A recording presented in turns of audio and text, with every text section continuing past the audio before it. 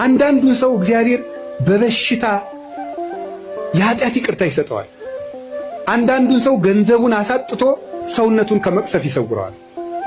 ገንዘብ የሰውነት ቤዛ ነው ይላሉ አባቶቻችን። ኦሪት ነው ያለችው። በሰውየው ላይ ሊመጣ የነበረውን ችግር በገንዘቡ ላይ ያሳልፍለት። በዚያው የከተማ ሰው ጦሱን ይዞ ይሄድ ይላል። የገጠር ሰው በዚያው ያሳልፈው ይላል። ያው አንድ ነው ቋንቋ። ያም ጦሱን ይዞ ይሄድ ምንድነው? ጦስ ምንድነው ታውቁታላችሁ? የሰውነት ገንዘብ የሰውነት ቤዛ ነው። የኃጢአት ይቅርታ እንድናገኝ ምን ያደርጋል መሰላችሁ? በሽታን ያመጣል፣ ደዌን ያመጣል። ያ ደዌ ኃጢአት፣ ደዌ ዘኃጢአት፣ ደዌ ሰሴት ይሉታል አባቶቻችን። የኃጢአት ይቅርታ እንድናገኝ ደዌን ያመጣል።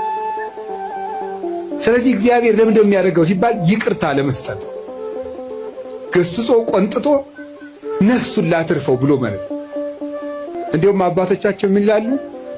ለምሳሌ አንድ ጻድቅ ያደረገው ልንገራቸው። አንድ በጣም ፍጹም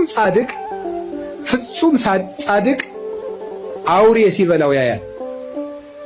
አውሬ በልቶት ሳይቀበር ሲቀር፣ ሰውን ሁሉ የሚያስለቅስ ባለጸጋ ደግሞ በጥሩ አቀባበር ሲቀበር፣ እንደው ሰው ሁሉ አጅቦ ሲቀበር ያያል። እንደ እግዚአብሔር ሆይ እሱን ያገለገለህን ሰው አውሬ በልቶት እንዲሞት ታደርጋለህ፣ ቀማኛውን በስርዓት እንዲቀበር ታደርጋለህ። ፍርድ ምንድን ነው አለ።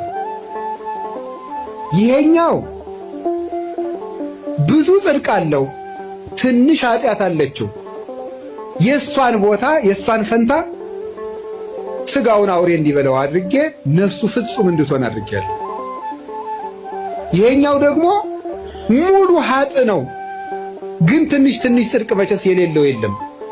የዚያን ዋጋ ደግሞ በምድር ተመችቶት እንዲቀበር ተመችቶት እንዲኖር እንደገና ደግሞ በአጃቢ እንዲቀበር አድርጌያለሁ።